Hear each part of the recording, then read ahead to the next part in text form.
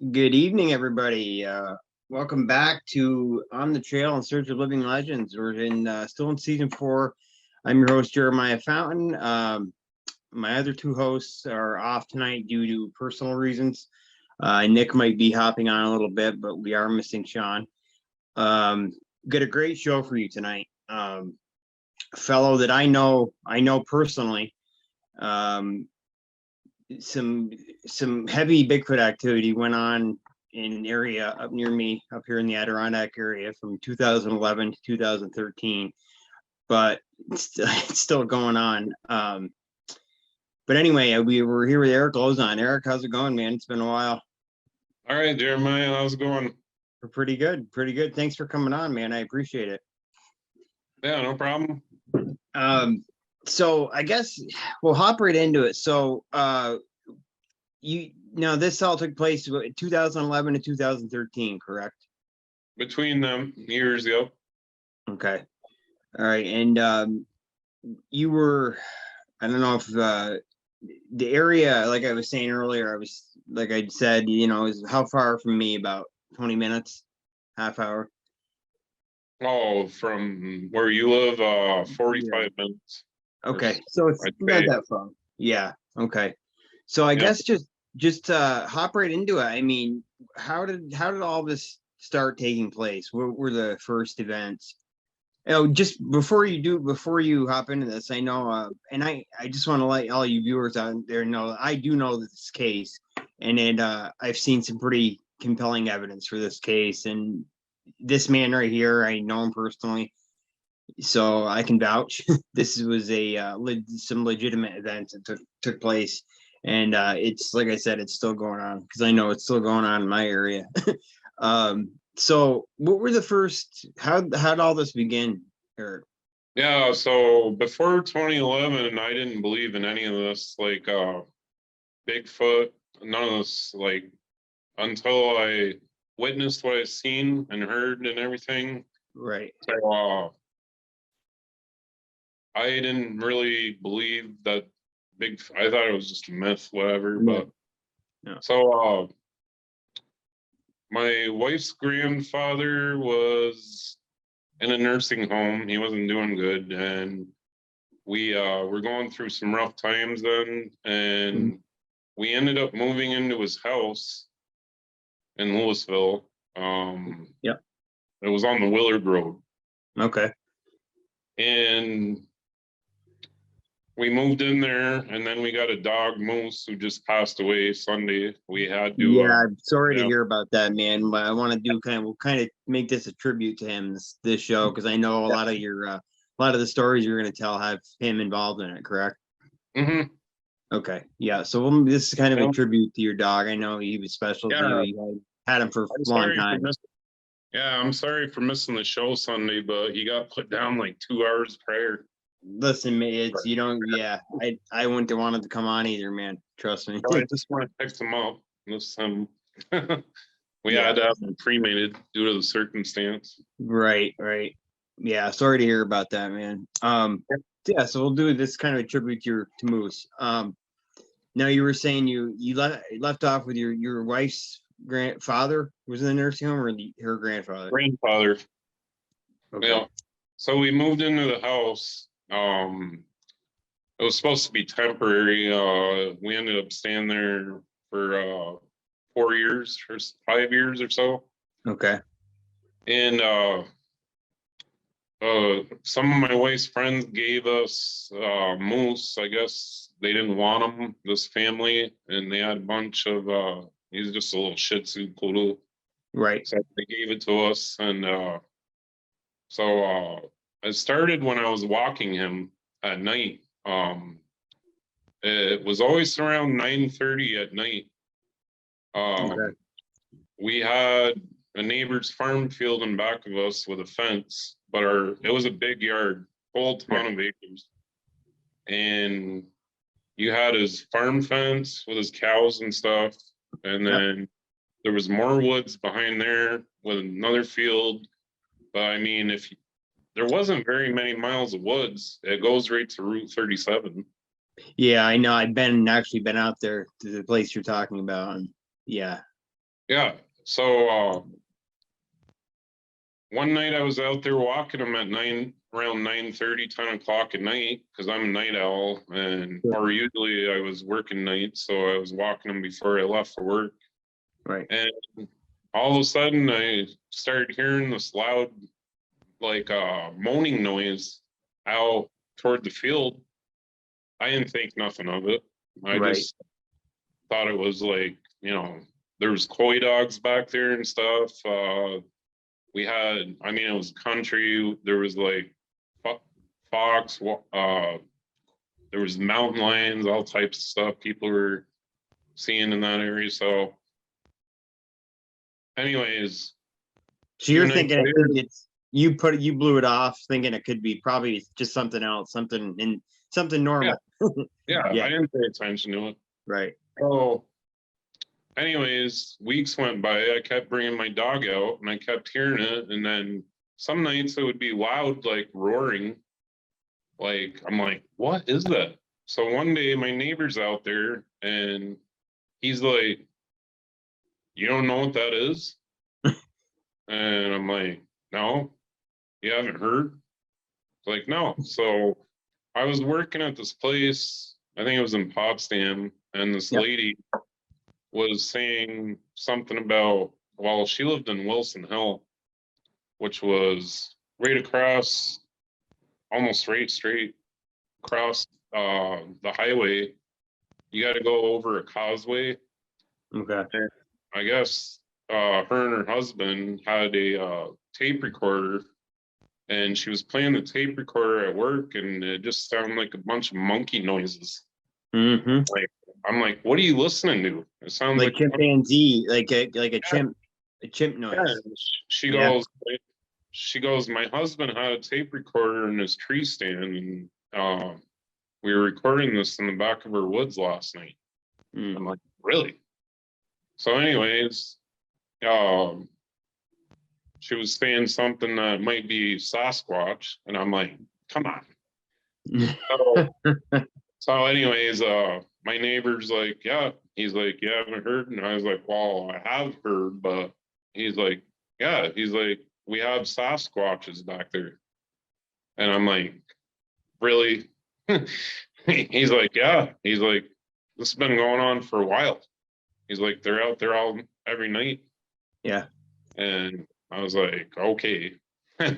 So as time went by, I would be out with some friends having a fire on the weekends, and you could hear these things loud. Like, we would be playing music, you could hear it outside.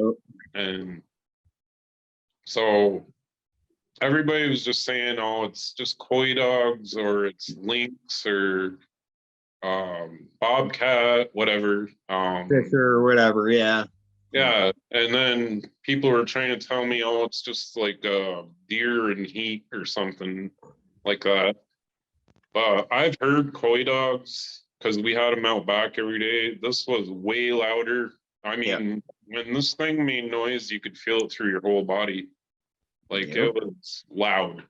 Like, and it was not like anything I've ever heard. I mean, people thought maybe a bear, maybe a mountain lion or something along those lines. And I'm like, no, it just doesn't sound like that if you hear it.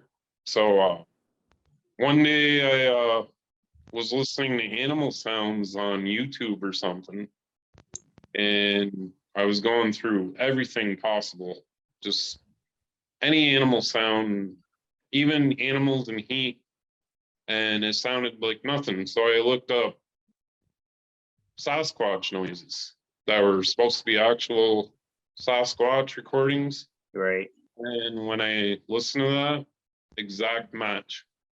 Send chills down your spine. Yeah. Yeah. Yeah.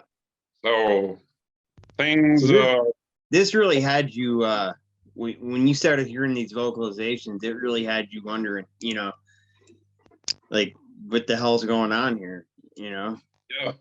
And it does, man. It really, you hear those, and you're right. I mean, when you not only hear these vocalizations, but they run through your whole body.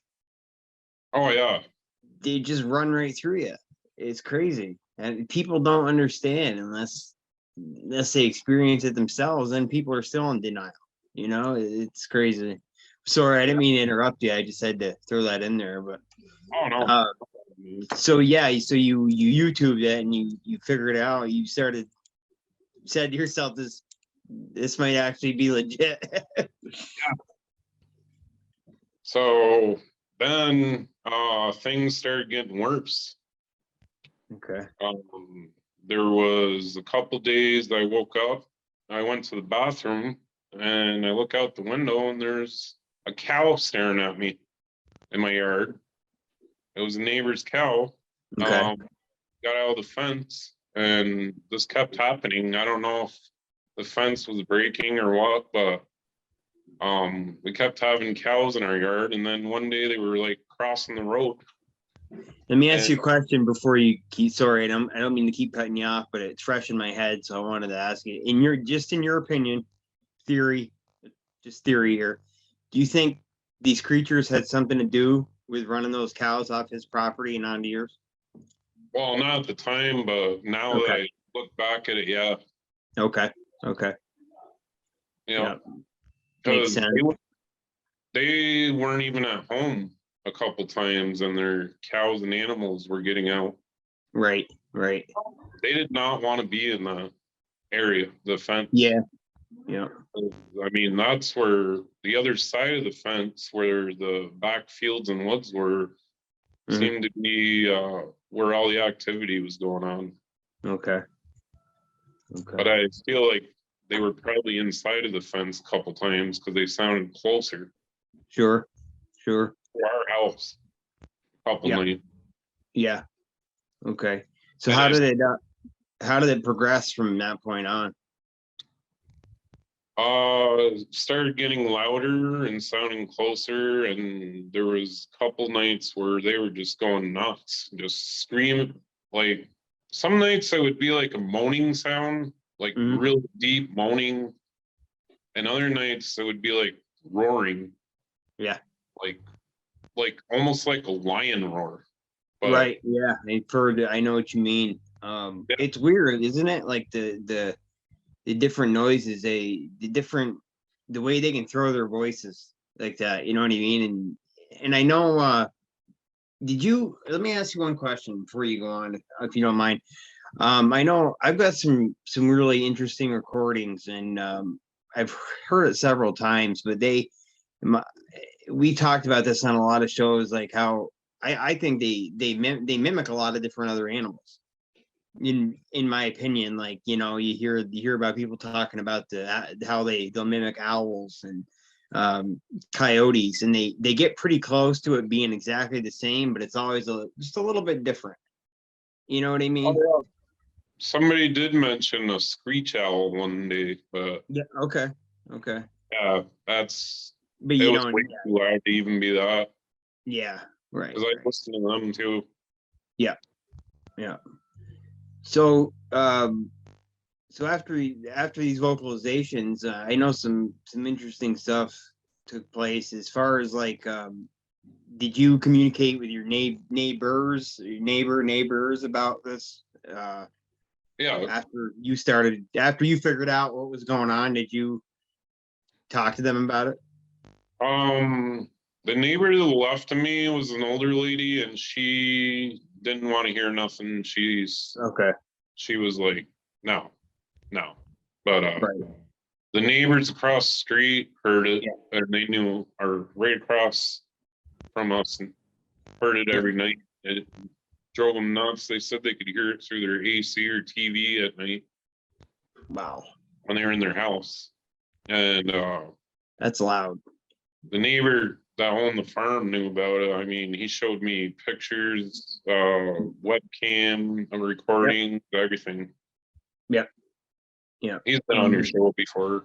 Yeah, he's been on 2-3 times. So that's how, like, I know this is all legit, because and that's what I'd like. I want the viewers to understand too. Like, I know you. I know, I've interviewed your neighbor a few times, and it's all legit stuff, man. It's Yeah. it's legit stuff. I know some weird stuff kept taking place, but I didn't mean to interrupt you, but you Oh, know, so, and I know you had a visual encounter with one, didn't you? One. It was late at night, right when the sun was going down. I think it might have been in 2013, summer or fall. I swear, right when the sun was going down, that I had seen two of them running, one in front of the other, toward the woods in the way back field, because it was two big figures, anyways. Yeah. Looked kind of not like anything I've ever seen. Yeah. Could you is there a height? What would you have to throw out there for a height?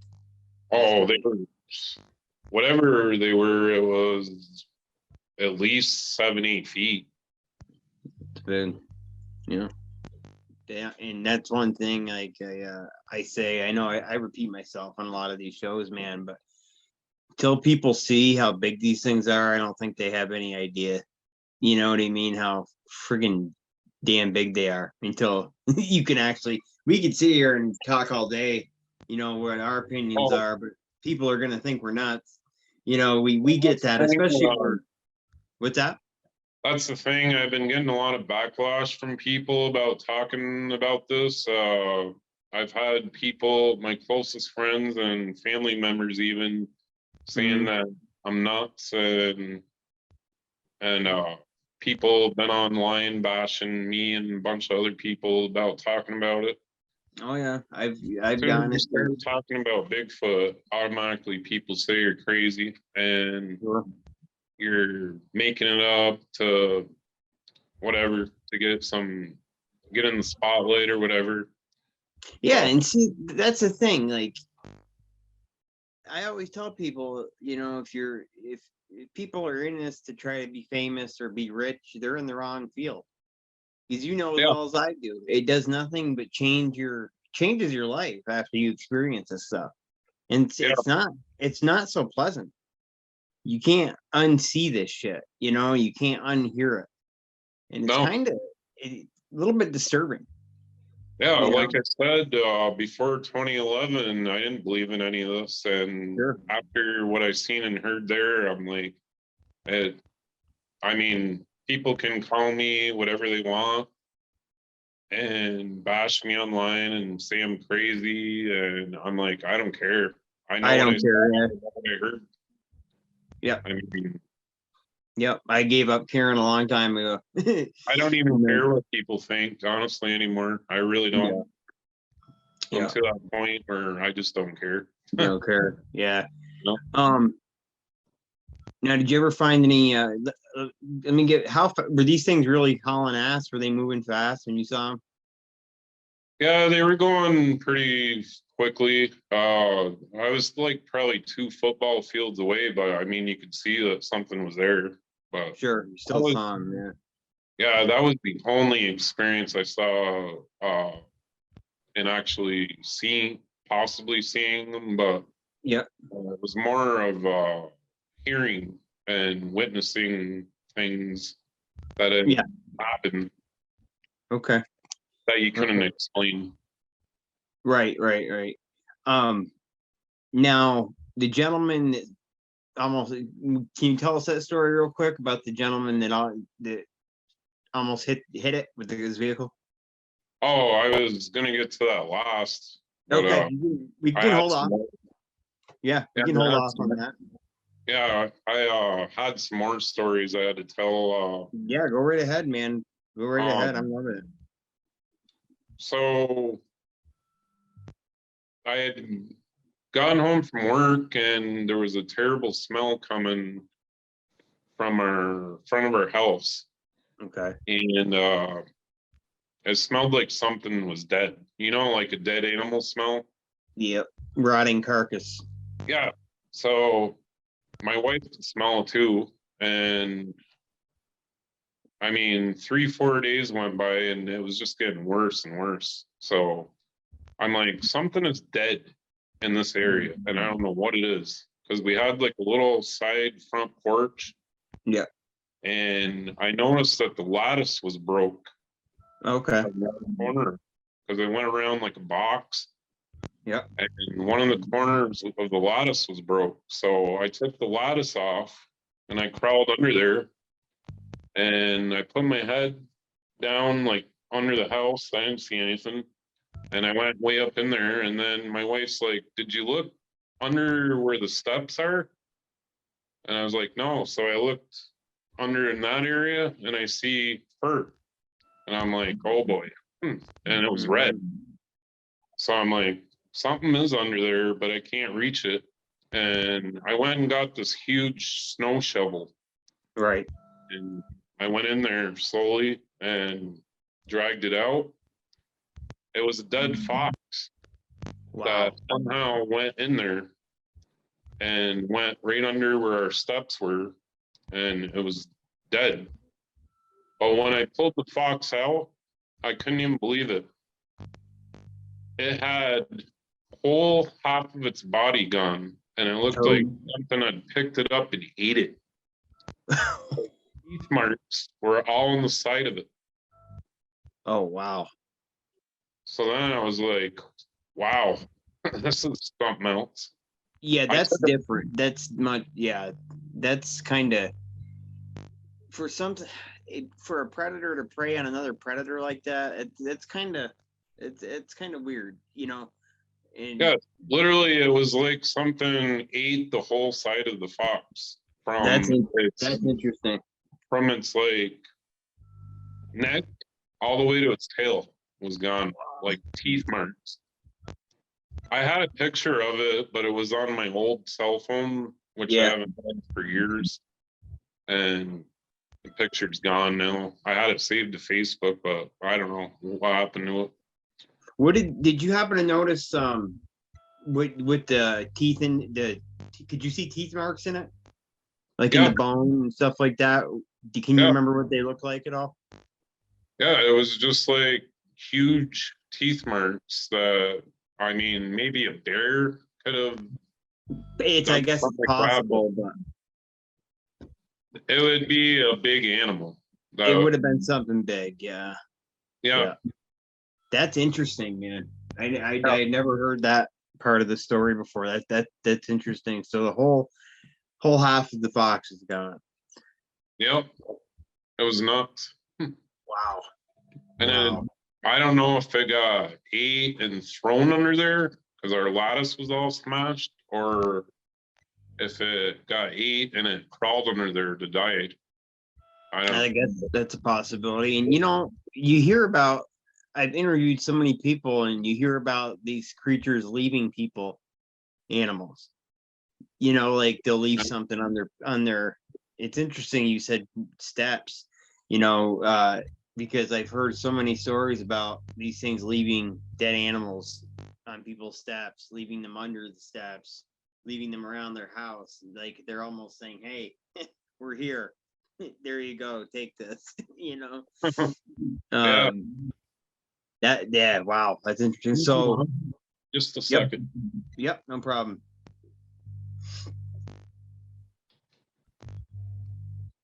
Oh my God, now it's worse.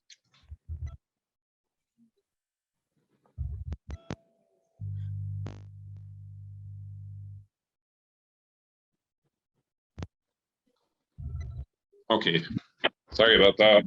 It's okay. No problem. No problem at all. So after the fox, I guess just continue from there. That's still very, that's wicked interesting. Yeah. So at the time that all this was going on, it was weird too, because all these TV shows started airing, like Finding Bigfoot on Animal Planet and $1 Million Bigfoot Hunt and all this stuff. And then I was working at Walmart in Messina, overnight stocking, I think I was doing at the time. And all of a sudden, everything in Walmart was Bigfoot. They had a Bigfoot frozen pizza. They had Bigfoot t-shirts. They had Walmart weekly magazine with Bigfoot on the cover. I mean, everywhere you looked was Bigfoot. And I'm like, really? I said, a few months ago, I didn't even believe in this. And then now I believe in it and it's everywhere. Everywhere.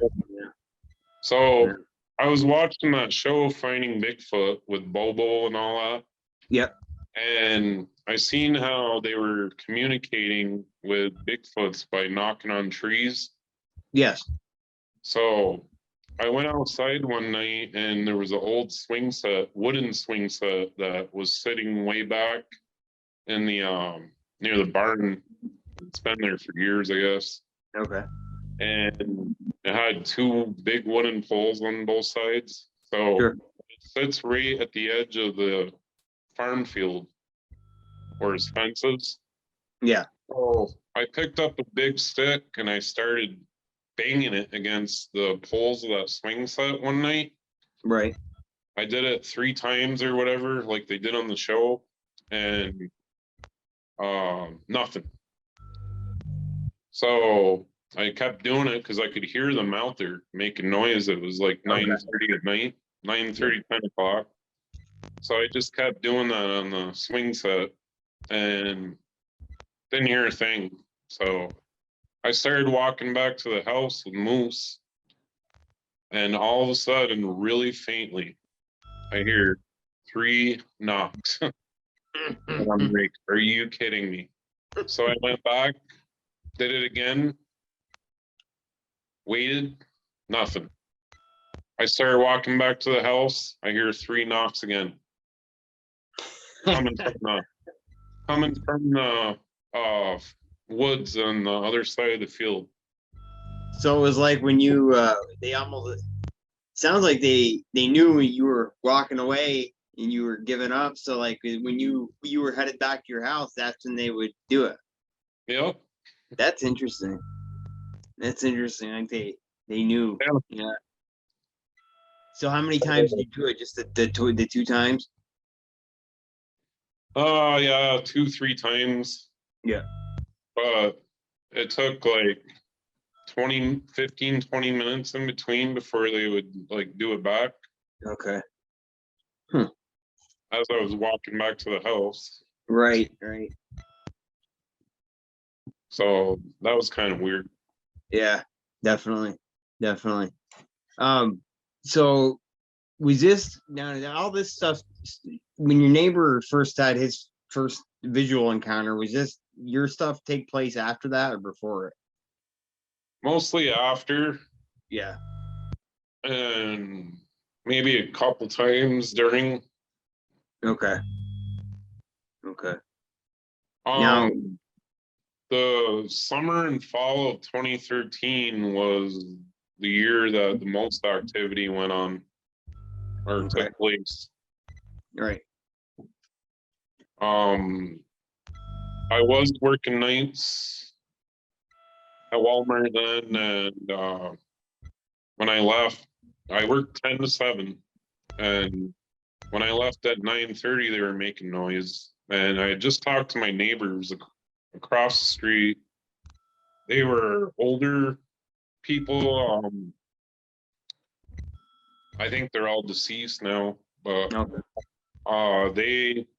we were just talking about how they were getting annoying because they were out there making noise and they said they couldn't even watch TV or nothing and they could hear them right through their trailer. Wow.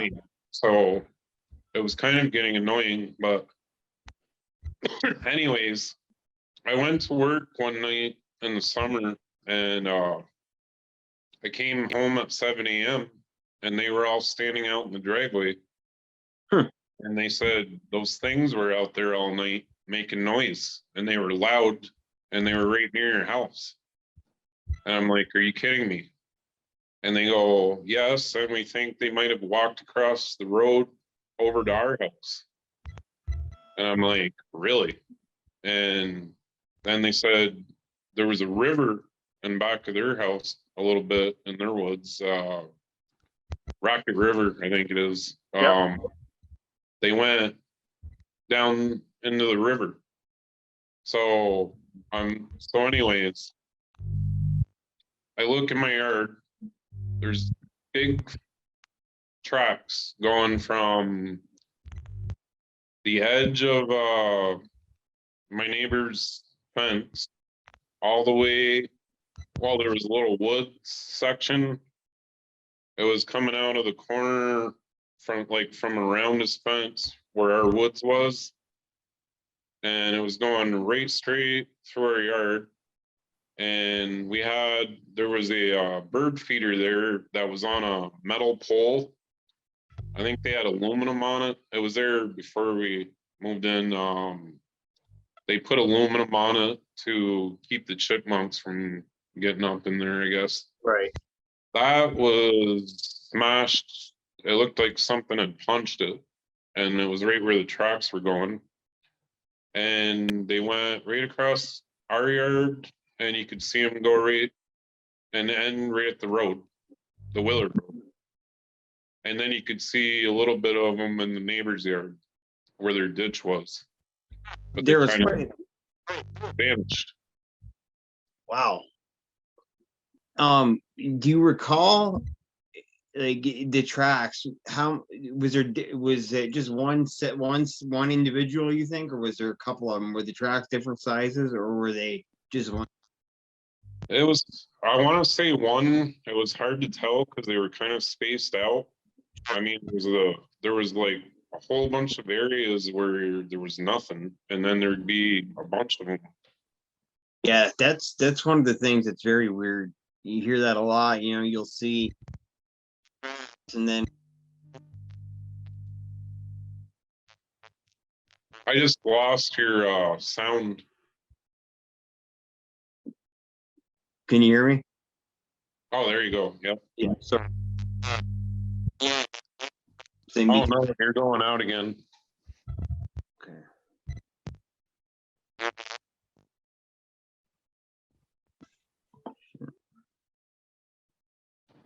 Now. Yep. Okay. I don't know what's going on. It's awful weird. Yeah, your voice just got like a robot, and then it went out. Yeah, that's weird. All right. Well, if it's as long as it's back. Yeah. And I've experienced that too, where they'll just disappear. It's weird, most animals you can track, and these things just seem tough. They're just tough to track. It's almost like I guess it's because they're so good in their environment. You know what I mean? Yep.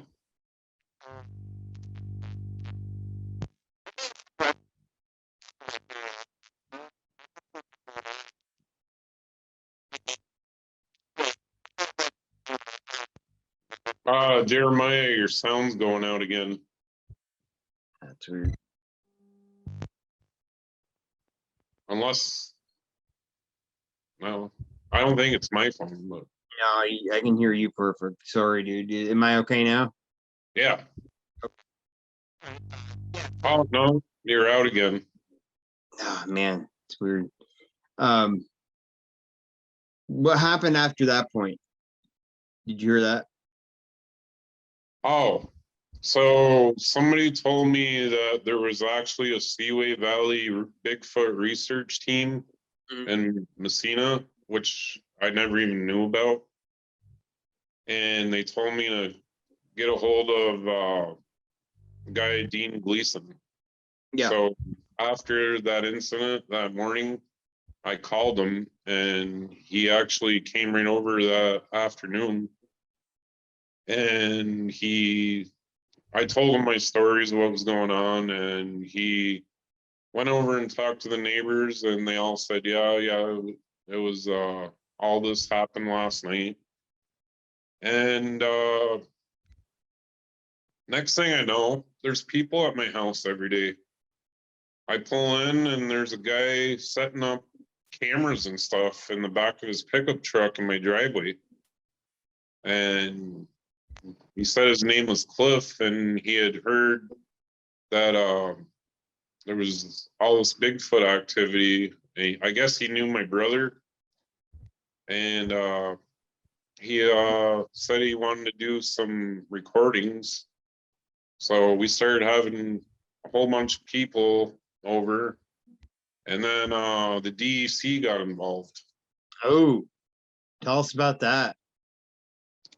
So I guess they went back there with Dean Gleason and my neighbor and a few other people, and I believe that was in the summer of 2013 too. Okay. And they were doing an investigation, and I wasn't there when they did it. I was working, but I had heard that they were back there for a mile or two, and they were in a really swampy, boggy area, and something kind of like grunted at them, and it was like 3 a.m, and I guess one of the guys ended up picking up a rock and throwing it toward where they heard the sound. And then like a couple seconds later, something threw the rock at him and let out a great big roar. And I guess it scared the shit out of them all, even the DEC guy. So they ended up hightailing it out of there. But what was funny about that is after that incident happened, we had no more activity. Like, we heard absolutely nothing from that day all the way to the rest of the time we lived there, which was in October of 2015, I think.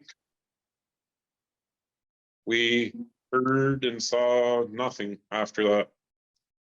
But then I was hearing that there was reports and sightings in Brazier Falls.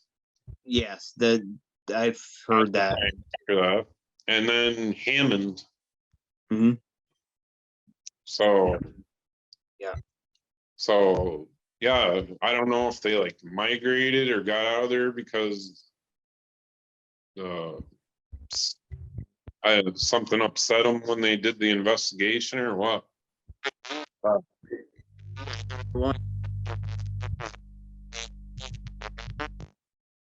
I'm losing your sound. I can't even hear you again.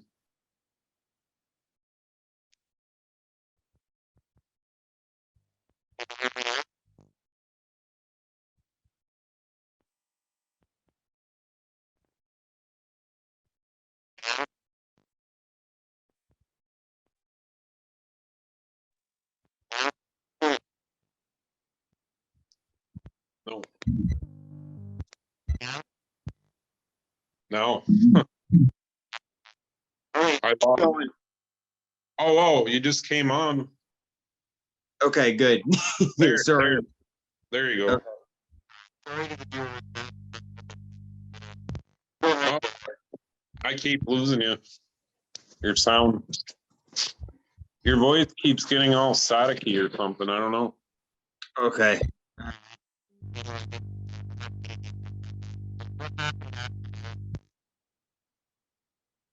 What happened after that? Yeah. Oh, okay. So we moved out. I didn't hear or see nothing after that. 2013. It was actually probably closer to fall was the last time. So we moved out and that was it. We moved to Messina and never heard a thing about it again until this article of last year, 6 years later. Read that to us. Yeah, I was interviewed by a girl. She actually interviewed a bunch of people about this incident. They all declined for some reason. And I had a 10-minute phone conversation with her while I was on break at work, but I didn't know she was going to use my name for the entire article. She kind of made me sound a little stupid because a lot of the stuff was nothing I even said, but apparently a guy that is well known in Messina, Michael Gimmond, I don't know how to say his name. He was driving on Route 37 around 11:30 p.m. on June 20th of last year when he spotted what he believes to be a Sasquatch. He said something bipedal ran across the road within 50 feet of his car, and the thing was extremely fast because he was driving 60 miles an hour and it crossed the road from right to left in less than a second.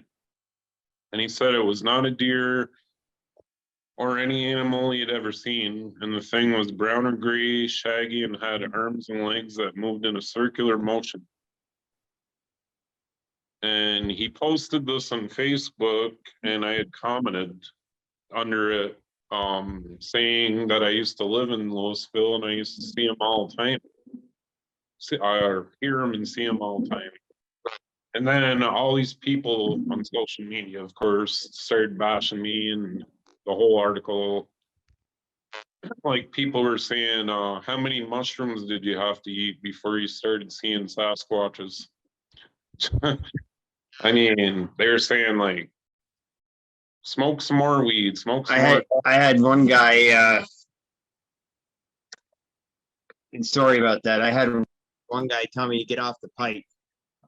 Yeah, Yeah, and they mean that's uncalled for, yeah. you know. So yeah, sorry about that. Keep going. If I didn't mean to interrupt you. So yeah, it turned into a big thing on Facebook, and then this young girl interviewed me on my phone and used my name.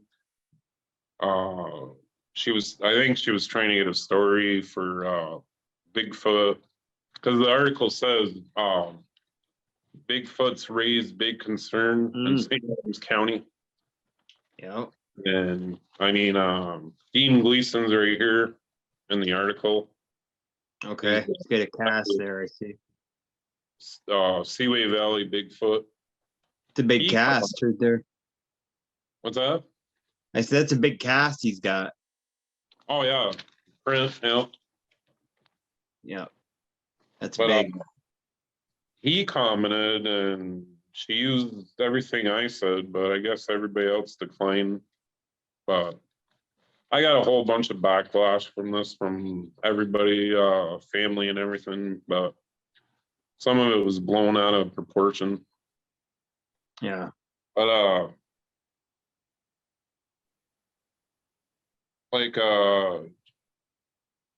she said, sounded like nothing I ever heard before in my life. Sounds like a mix between an elephant and a bear. I don't remember saying that. It goes right through you. It's deafening. And it says, Lauzon said, before he lived there between 2011 and 2015, and noted before he lived there, he was not a Bigfoot believer. Summer of 2013 was when it started getting really bad. Every night I would have company over, and every time we were outside, we'd hear this thing screaming. One day I came home from work at 8 a.m. It was actually 7, but neighbors were all outside while I was at work. One of them ran through my yard and destroyed my birdhouse. There was big footprints through my whole yard. Yeah, I just told you that story. And then it tells about the investigation that I already told you about. All right. And then Dean Gleason says about he has 40 to 50 people come up to him through the community, tell me their stories. A lot of people think Bigfoot research is a big joke. People laugh at me. Some of my own family doesn't even believe me. Well, that's what I just said. Can we same here? Yeah. He's been doing it for 10 years. And yeah, that's pretty much it. But at the beginning, it says this was from last year, and it says New Yorkers reported 113 Bigfoot sightings from last year. And it's talking about the whole state, right? Yep. Yeah. Yeah. There's people don't realize, it's pretty active. There's a lot of active areas up here, you know, between where Lake with that. George, the Adirondacks. Yes. Yep. Absolutely. Absolutely. It's a lot of sightings, a lot of weird stuff happens. I mean, back to, so you think that DEC guy throwing the rock and getting one thrown back at him, that's typical behavior. You know, I've had boulders thrown at me, and usually that to me that translates, I'm pissed off, get the hell out of my area. Yeah. I don't know if it was a DC guy that threw the rock. It was one of them. It was one of them. There, but Yeah. what was weird was after that happened, I didn't hear or see nothing else after that. So I don't know if they got upset and left or Yeah, that's weird. I know, but like I was. claims he still has activity. So maybe they came back or maybe they're still there but moved to well, people in Wilson Hill were saying, which is right across from 37. So they might have migrated over there. Very, very possible. Yeah, it's very, very possible. Yeah, like I said, I know I've talked to some people that were involved in this whole thing just recently, and I know there's still stuff going on out there. Yeah. You know. Well, I thought they were all done in Louisville, but then I see this article from last year that the guy almost hit one in Louisville. Oh, 1 second, man. My partner. Oh, just a second. There. I've been trying to turn that ceiling fan off. It's like blowing. It keeps. I got it now. Oh, yeah. My partner just hopped in. I'm trying to get him on right now. Oh, Nick, you there? Nick.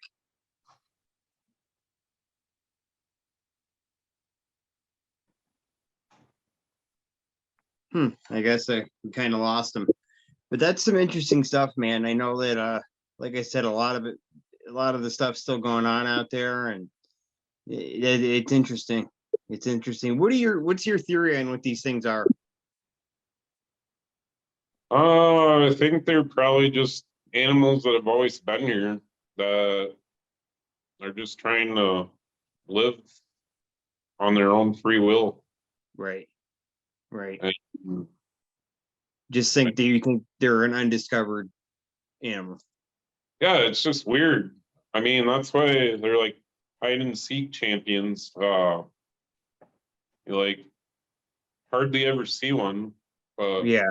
people talk about them and claim they see them here and there, but Yeah. nobody's ever been able to catch one or anything like that. Yeah. Nick, are you there? No, I guess not. I have heard stories, in the community about, you hear rumors every now and then about people shooting one and, having it carried away by other Sasquatches and, but I Usually, never heard of any. folks, Yeah. yeah. I agree. It's But just weird. man, yeah. Like all these people see them and hear them and whatever and have video and all, but nobody's ever caught them. Yeah. They even show when all this was going on, they were paying people $1 million to go out in all these woods and catch one. And try to grab one. Yeah. Yeah, like $1 million Bigfoot or something. Right. Yeah. I just think they're so good at what they do. They're a lot better than we are out there in the woods, that's for sure. And I think their intelligence is a lot higher than what people think. Yeah. I think they're a lot smarter than what people give them credit for. even experienced researchers, I think they just don't realize how intelligent they are, So yeah, never to get caught. exactly. Unfortunately, I think it's gonna, I'm a no kill. A lot of guys out there are pro kill. I mean, unless I was defending myself, I'm not a kill guy. But unfortunately, I think you probably would agree with me on this. I think that's what it's going to take to prove these things are real as a body. Jeremiah, excuse me, can you? Yep. Yeah, there you are. I was having trouble getting you on, man. I was having absolutely horrible trouble over here trying to fix this. And I do apologize. That's all right, man. Nick, this is Eric. Eric, how are you? How's it going? Would you mind telling Nick? We've already went through some stuff. I messaged you earlier. I thought you might have forgotten or something, but would you tell him about the fox, please? Oh, okay. Can you give him a quick background about what years this was taking place and what was going on, in case he has any questions? The fox incident was in 2012 summer. It all took place between 2011 and 2013. But the fox incident was summer of 2012. Came outside and we could smell something dead. And it was around our front porch and couldn't find what it was anywhere. And then 3-4 days later, it was getting stronger. So I walked around our porch and I knew it was coming from there, but we couldn't see nothing. And then I noticed corner of the lattice was broke. So I took the lattice right off and crawled under there and looked everywhere. Didn't see nothing under the house or anywhere. And then my wife told me to look under the steps, and I got right under where the steps were. I had to get way down, and there was something in there with red fur. So I couldn't see it because it was facing toward the steps. So I had to get a snow shovel and go in there because it was unreachable. And I pulled it out really slowly with a snow shovel, and it was a dead fox, but it had its whole side gone. It was like something large bit it, and you could see like teeth marks, like something just ate its whole side from its neck all the way to its tail. Eric, what state do you live in? New York. Or you're in New York? He's in the county next to me, Nick.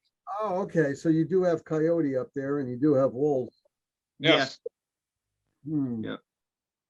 So is this before? Did this take place before or after you saw those two run across the field? Before.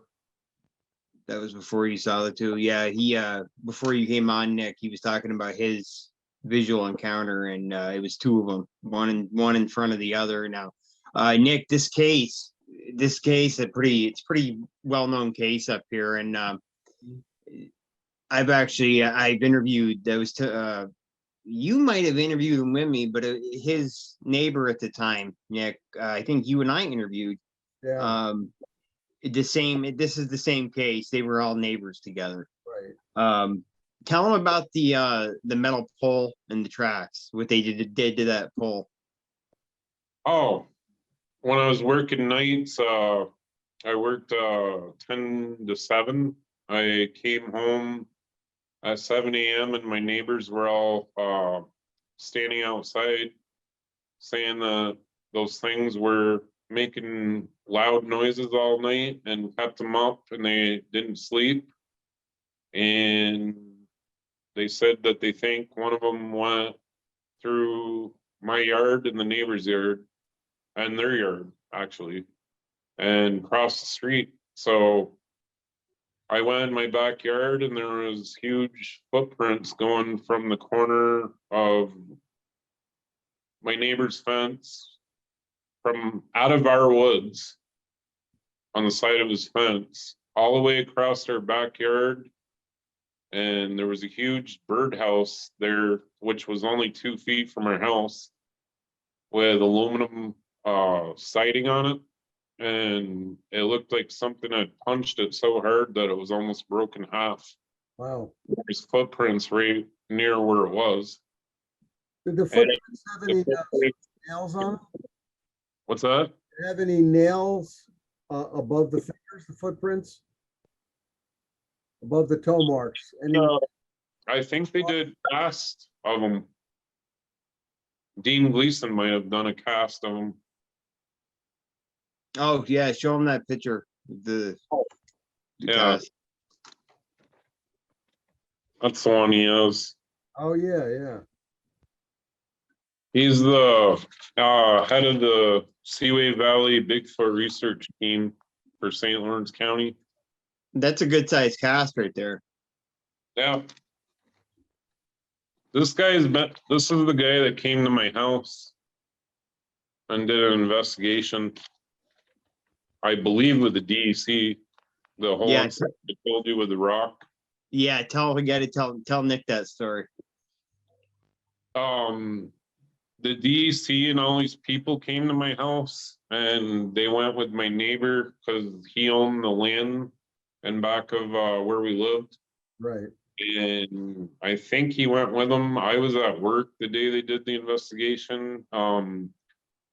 What I was told was they were back there in a really swampy, boggy area, about 2 miles, I'd say. I think they said, and something grunted at them at like 3 a.m. in the morning, really loud, and was making noises in the brush. So one of them, I don't know if it was a DEC guy, threw a rock toward the noise. And then a minute later, something threw the rock back and let out a huge roar. And they all got up and hightailed it out of there. It's always a good idea to throw a rock at a Bigfoot. Right? It's gonna only come back at you about 10 times faster, and then you're gonna Exactly. Yep. Yeah, Yep. I was telling, like I said earlier, that's a sign they're probably a little bit pissed off, and that means you should probably get the hell out of there. exactly. Yep. Now the dog man that you had over there on your property, anybody get a sighting on them or any trail cam pictures? Yeah, my neighbor. His neighbor. Yeah. He's already been on the show. Yeah. I guess. I've got a copy of the picture, Nick. I can send you. He gave me permission to do so. So I have a copy of it, but you can see one in the front and one in the back. There's a brown one in the front, and behind it is a red one. Yeah. There definitely was two. Yeah.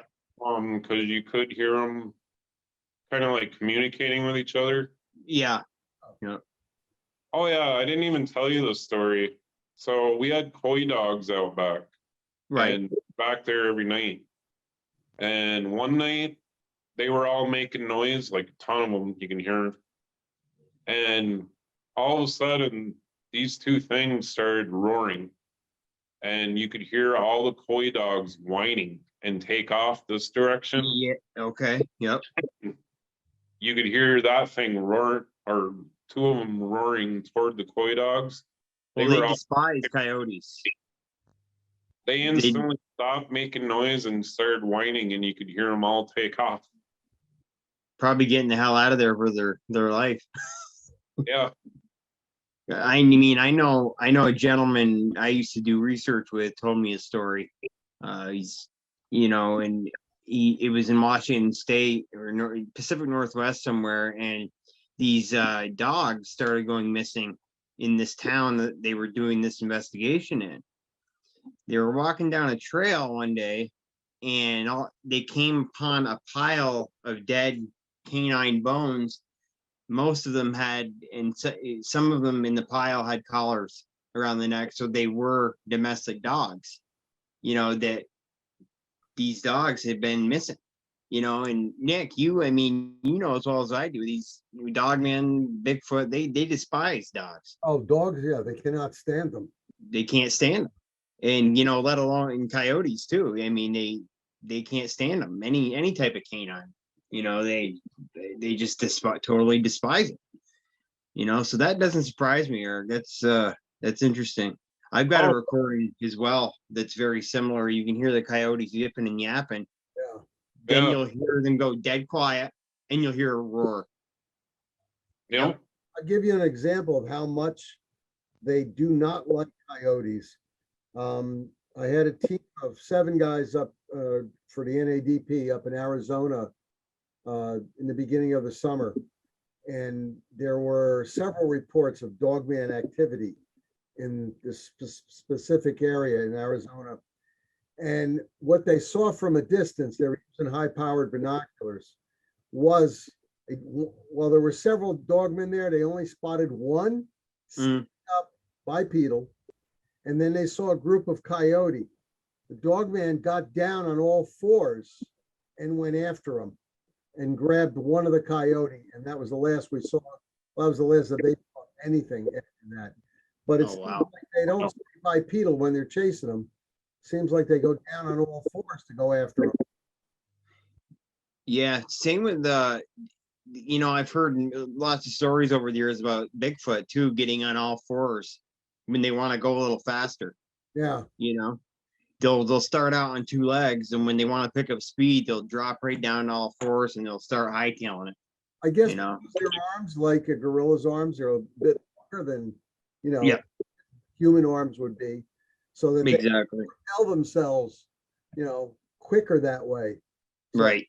I definitely agree with that. But what they saw, though, I mean, my God, and I guess that's how the dogmen actually catch, fox and rabbit and coyotes. Yes. Smaller animals, they go down on all 4s because at least their jaws are down there near the ground. They're able to snap. I mean, a 7.5-foot dog man running bipedal, it's going to be kind of hard to, grab one if they're zipping all over the place, right. Lives. So yeah, but they definitely hate coyotes. So oh yeah, Bigfoot, dogman, they both do. That's something the research and field investigation has bore out over about that. Right. Eric, wasn't there something left on his steps as well? Or am I thinking of another case? I think it was more along the lines where he left a gift. Ooh. And then the fishing net or something, I want to say. Oh, that's right. Okay, yes, he did tell me that, and then it got returned. It was brought back and left on his steps. Okay. Yeah, that's right. Yeah, I couldn't remember if it was an animal or if it was an object. Yeah. Okay. So he left the net out there for Bigfoot? Something like that, yeah. Or he lost it. I can't remember. I think that's what it was. He lost his net, and it was returned to him. Now he had some chickens killed too. I think it was 26 chickens or something like that, wasn't it? Oh, that I don't know.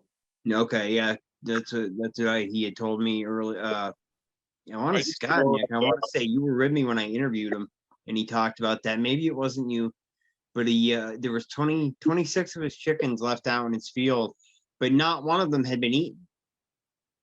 His chickens and some of his animals were in our yard all the time because I don't know if they were just getting out of their fence or if their fence seemed to be breaking a lot. Like I was telling you about the cows. Yeah, that's how they were. You looked out the window and there the cows were. They kept crossing the road. Makes me wonder if these things were chasing them across the street and breaking the fence. I don't know. Right. Yeah, you never know. I guess it's all theory, unless we know otherwise,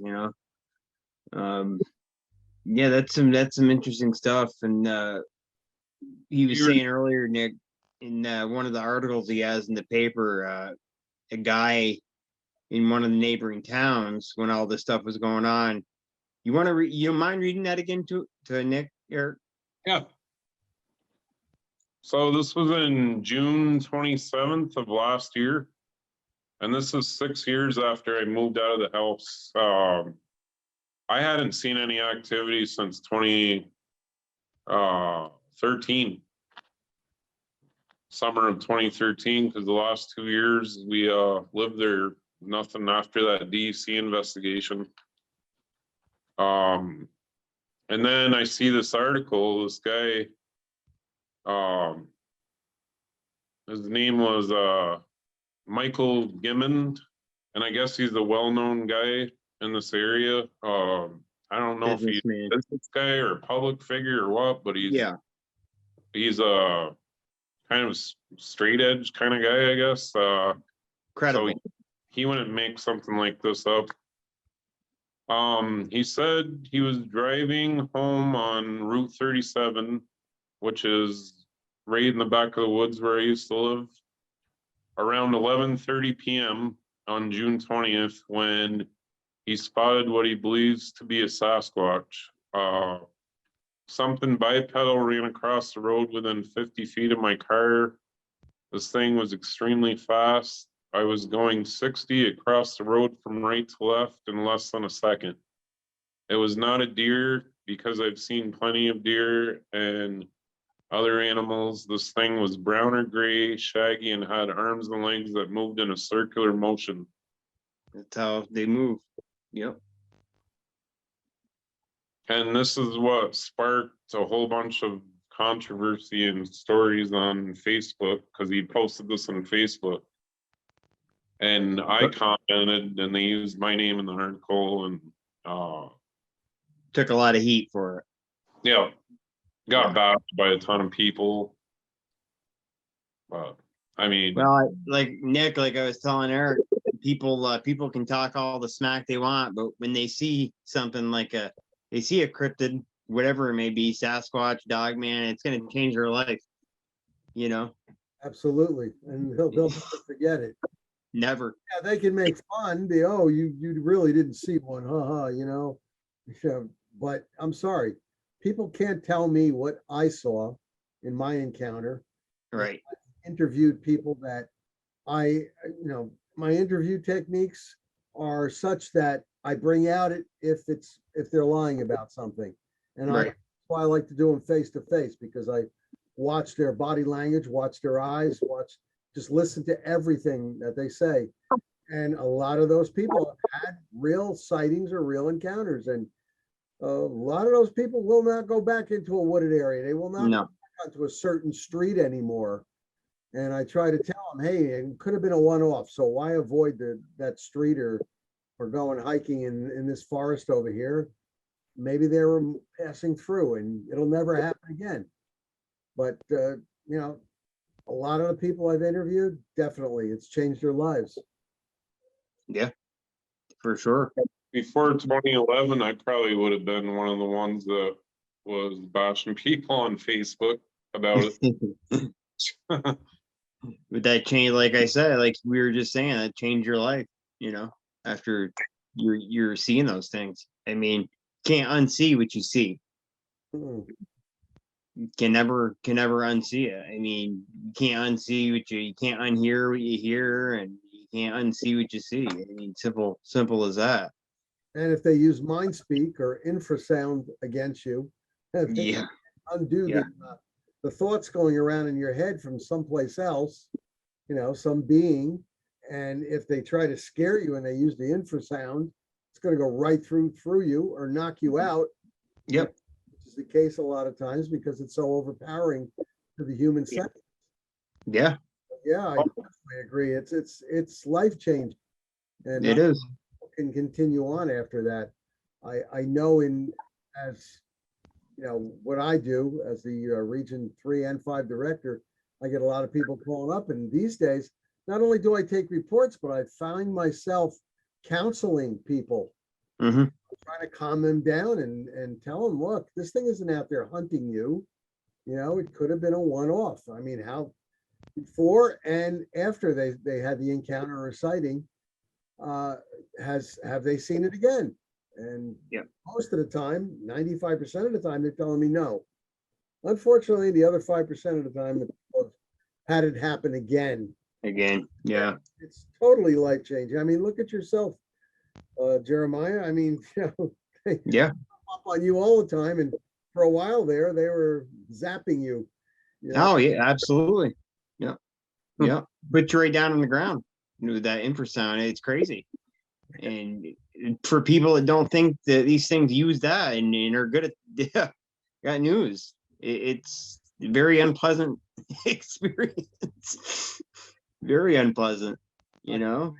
No, a lot of reason people didn't hear them or think anything of it was because they always came out at after it seemed around 9:30 at night, and most of the people were sleeping by then. And I was always a night owl, so I was out with my dog Moose, or like just getting home from, or leaving work around that time, and that's when they started. Was 9:30 every night. Almost 9:30 on the dot every night. You could go out and they would start right up on cue. Unbelievable. 9:30. Yeah.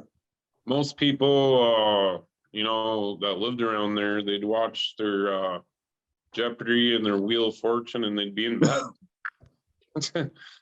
So, Yeah. I mean, that's why they always thought I was crazy. And then when people started actually coming over to my house at night on the weekends for a fire or something, is when they started hearing it, like my brother and everyone.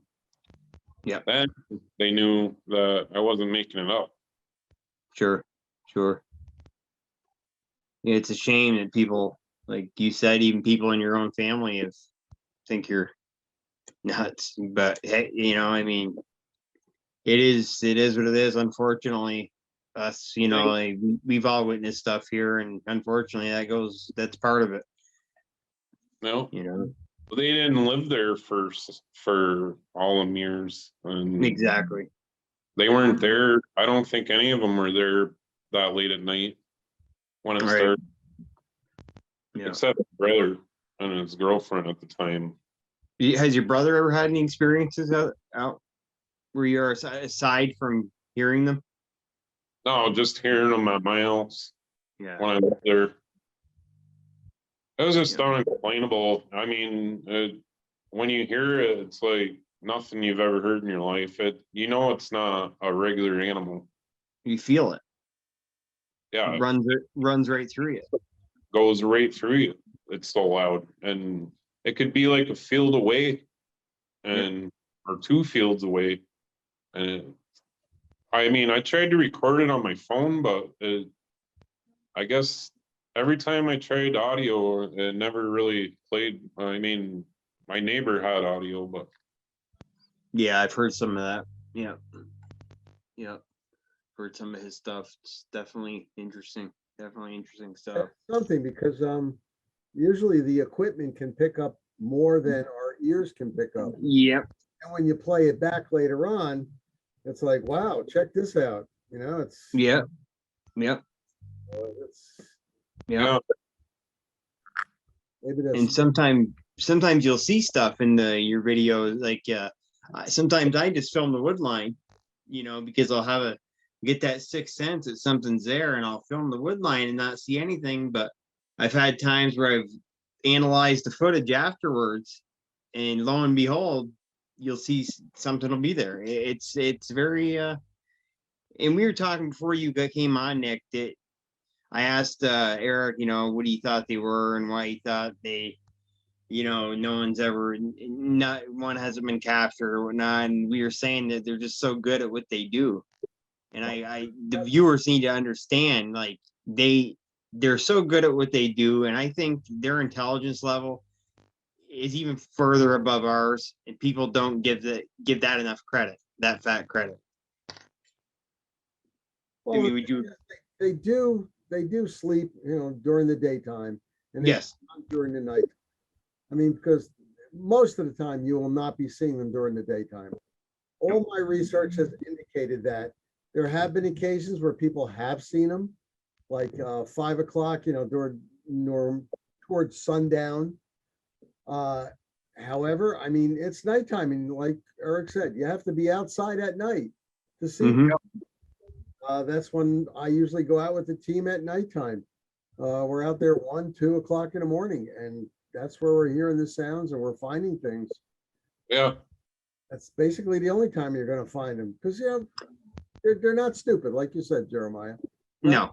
All they have intelligence and they know better. All right, we're going to hide during this time, and because after all, what do we have? 3 billion people on the planet of humans, and there probably is less than 100,000 of them throughout the Exactly. world. So it's no doubt that you're not going to see them. I mean, how many people here have actually? I mean, raccoons, for instance, they're very common. Owls, they're very common. Yeah, You could actually say, "Oh, I saw an owl." you're right. I hear owls all the time, but seeing them, that's a different matter. It's a different story. Yeah, possums the same way. Even woodpeckers, for crying out loud. You'll hear them pecking on a tree, but you won't see them. I had this one woodpecker right outside the house where I used to live a couple of years ago. Named him Woody, but we can never see him. And man, Right. pain in the butt. He'd be banging on that wood and noisy as hell. Yeah. But yeah, Never see him though. So people say, "Oh well, Sasquatch. I never see one. Dogman. I never see one." Well, how many times have you seen a possum, an owl, and a woodpecker, for instance? Very, very rarely. I mean, we know blue whales exist, but how many people actually see one? I'll tell you right now, I don't want to see one while I'm out there on the boat because they breach. Yeah. I saw what happened earlier this summer. It's this year. Yeah. Blue whale breached and broke a boat. Hit the back quarter of the boat and broke it. And Wow.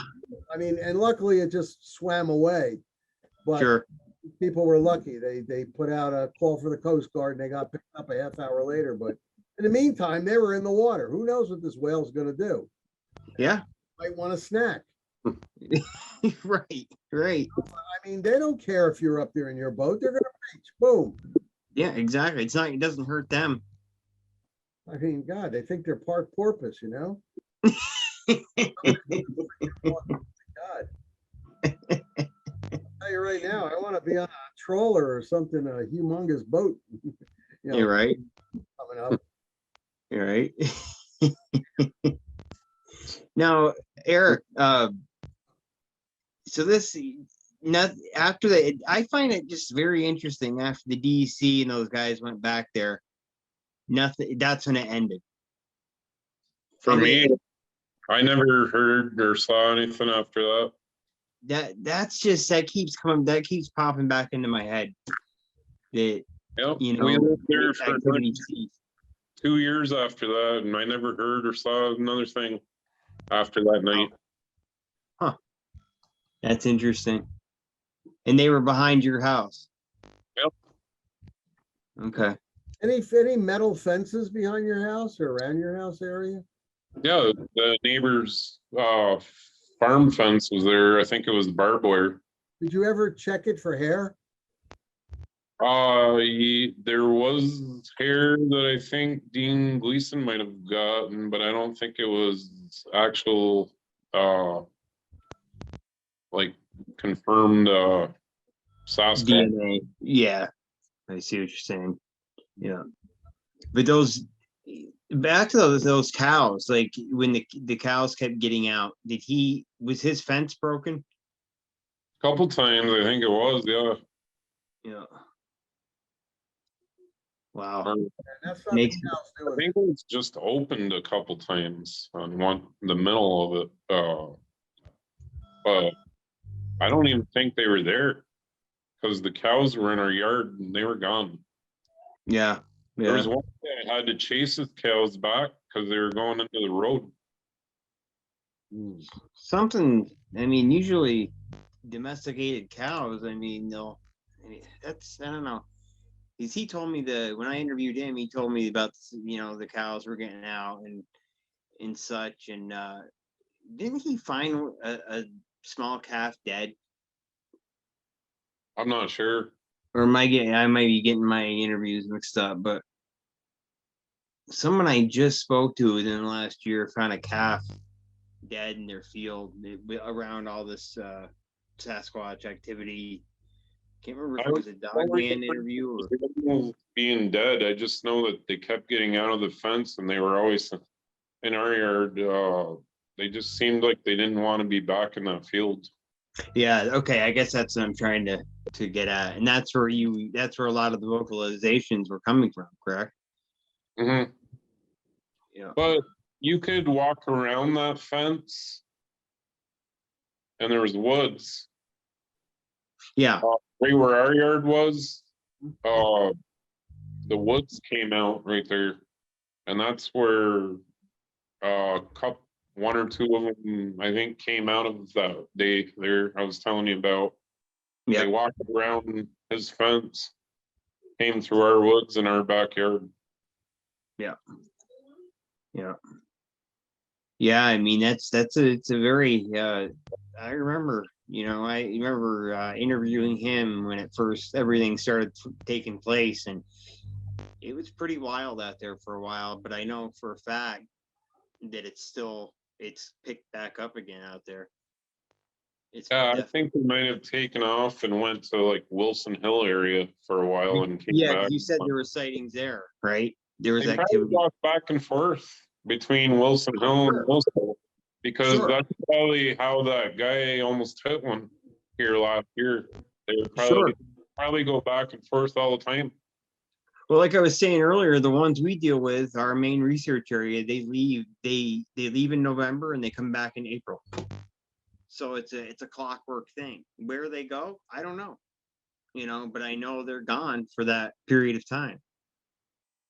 Yeah. But what's weird is Wilson Hill's kind of like an island, and you got to cross this causeway to get to it. Was it in the St. Lawrence, like along the St. Lawrence? The St. Lawrence. So do they cross in the wintertime, the St. Lawrence when it's frozen, or do they walk right across the causeway? Good That question. causeways long. Yeah, that's a good question. Yeah. Well, John, I mean, I think he had a trail cam picture that he showed me was from January. It was Yes, wintertime. And it was daytime. And it was daytime, yeah. Yeah, Nick, I'll have to send you this photo. The guy gave me permission to do so. Otherwise, I wouldn't do it, but I would. I'll send it to you. And it's an interesting picture. I might have shown you before. There's a brown one in the front, and behind it is a reddish, smaller one. Now, Eric, I don't know if you've ever noticed in this picture, the one in the front, the brown one, is carrying something in its right hand. Yeah, it kind of looked like a tree or people that I show that to said it was just trees, but I'm like, no, there's definitely bullshit. Yeah, definitely something there because what was set off his trail cam? It was motion censored. Exactly. Oh, I've analyzed that picture many times, and they are there. There's no doubt. I knew there was two of them. Yeah. But when I saw a picture, I'm like, that explains everything. Yeah. And he showed me that other one of that. His trail cam only caught part of it, the shoulder blade and the arm of that black one. Yeah, I've seen that one too. Yeah. Some interesting stuff, man. Definitely some interesting stuff. So yeah, I told you I was going to ask you, what do you have to say to somebody that is a non-believer? With people that say these things aren't real, what would you have to say? Tell them to believe or keep your mind open. Yes. More, I guess. Right. A lot of people are just ignorant when it comes to aliens, Bigfoot, ghosts, that type of stuff. They just don't want to hear it, and they automatically get backlash. Yeah. I mean, I've always been open-minded to stuff like that. So, but Bigfoot was like the least thing that I ever thought was going to happen when I moved into that place. Sure. It's weird because it's not really out of town too much, and there's not really a lot of woods there. I mean, Yeah. there is, but there isn't. I mean, No, right there. it's right there. Yeah. There's got to be something attracting them to that area. Water source near there? Racket River, which is a tributary of the St. Lawrence. Oh, the But three. the Racket River's on the other side of the road that we lived on. So they would have to cross 37, go past our house, cross our road, and go to the neighbors, which is what they did that day I was telling you about. Yeah. Yeah. Well, the three things they're gonna look for is shelter, food, and water. In water. And Yep. you know, there's probably deer out there, so they got food. Lots of deer. Yeah, Yep. there's deer Make shelter. back there all the time. The water thing is I'm trying to get at, because that's a major factor. Yes. Oh, Yeah. the The St. Lawrence- Racket River, Nick, is huge. It's like I said, it's a tributary of the St. Lawrence. So it's a good sized river, you Yeah. know, and water source is the main, that's probably the main thing. And I've said for years, that's what attracts them to my research. My main research area is that spring I was telling you about. Right. You know, it's our natural artesian spring. You can see the white quicksand bubbling, and that's going to attract them. You know, that'll attract the price. What's that, Eric? Now, the St. Lawrence runs between Wilson Hill and where we lived. Okay. And the Racket runs parallel to 37 at first, which is where this guy almost hit it. It was probably going back and forth to the waters. Yeah. The Yeah. river. Yep. It would have to be a daily occurrence for them going back and forth, Yes. drinking once a day. Eric, is there any other water source that close to them over there that they wouldn't have to cross the highways? Well, one part of 37, the river's like right there, but then it kind of like goes back into the woods more on the other side of the Willard Road. So they wouldn't have to cross to get to that part of it. No, Okay. Let's see. There you go. That makes sense now. You know. Yeah, that's interesting. they hit it more going toward Messina more, Yes. Yeah. but it was still considered the town of Louisville. Yeah. Okay. Yeah. Messina, Nick, is right near the Mohawk Reservation. I always tell you about. Yeah. A lot of Or it's just the Grass River. It might be the Grass. Yeah, the Grass, the Racket, they're both tributaries of the St. Lawrence. Yeah, I want to say the Grass River is right there. Yeah, they're both about the same size. Let me ask you a question here. Nick and I interview a lot of people, and we've experienced it ourselves. A lot of before and after a lot of activity or a sighting or whatever, there's light, and I'm not jumping to a theory. I'm not trying to throw out a theory here. I'm just stating the facts. Yeah, would you say, Nick, about 90% of cases? 90% of the 90%, you'll see lights in the sky or lights after. Did you ever experience anything like that? That's funny you should say that, because there was all kinds of weird stuff in the sky when we were in Louisville. There we go. When we're seeing stuff like right over the house one night. There we go. Yep. Yeah, because like Nick was just saying, 90% of people we talk to, they'll report weird lights in the sky. We both experienced that's interesting. like I Sky is different where we lived there. It was like there was a lot of stars out there because it was like big open space. Yeah. Not unlike where we live here in town. It was way Right. different. Yeah, Right. but, we're trying to make a connection somehow, some way. I mean, because you'll see a Sasquatch and suddenly he's gone.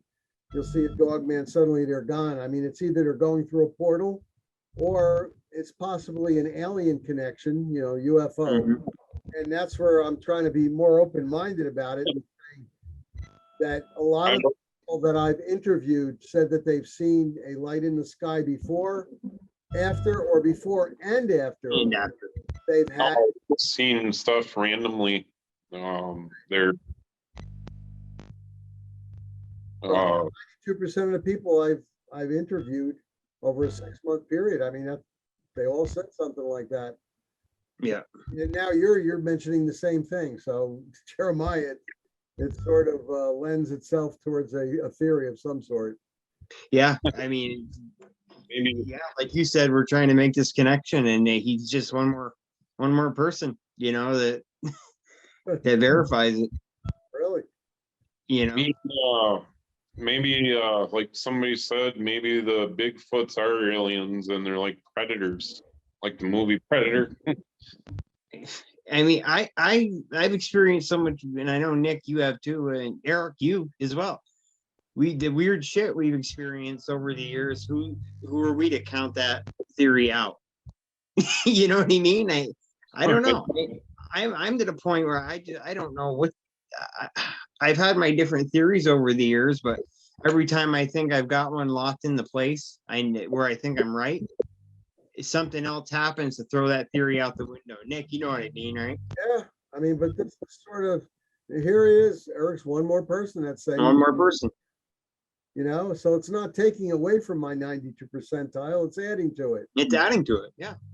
A lot of people, and I've spoken to them face to face or on the telephone, and they're all telling me the same thing without me edging them on and giving them hints. Yes.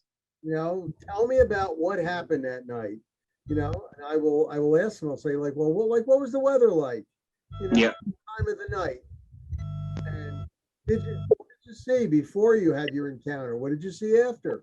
And like I said, 92%, it turns out, said that they did see something, in the eye. So could Mr. Bigfoot be running around out there and being beamed up? Who knows?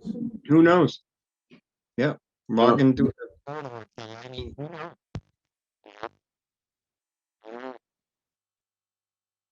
You appreciate you coming on tonight, and Yeah. It's a pleasure seeing you again, man. Your audio's getting messed up. Yeah, it was earlier. Yeah, we were having problems earlier, but Nick, I'm glad you released that on for the last once again, apologies. I had to rip out my video card. Yep. My computer was out, totally out. It took me a Yeah. while. I took it out. Luckily I had another video card. I shoved it in. I redid it. I came on with you. You couldn't hear me or see me, or then you could hear me, and Yeah. finally it's running again. Thank God. It's mechanical. All things mechanical do break down. They do. Yeah. Yeah. The cup and the shirt. That was suitable, perfect for to wear tonight, man. Yeah, almost a couple hours now, but we appreciate you coming on, man. And thank you very much. Thank you very much.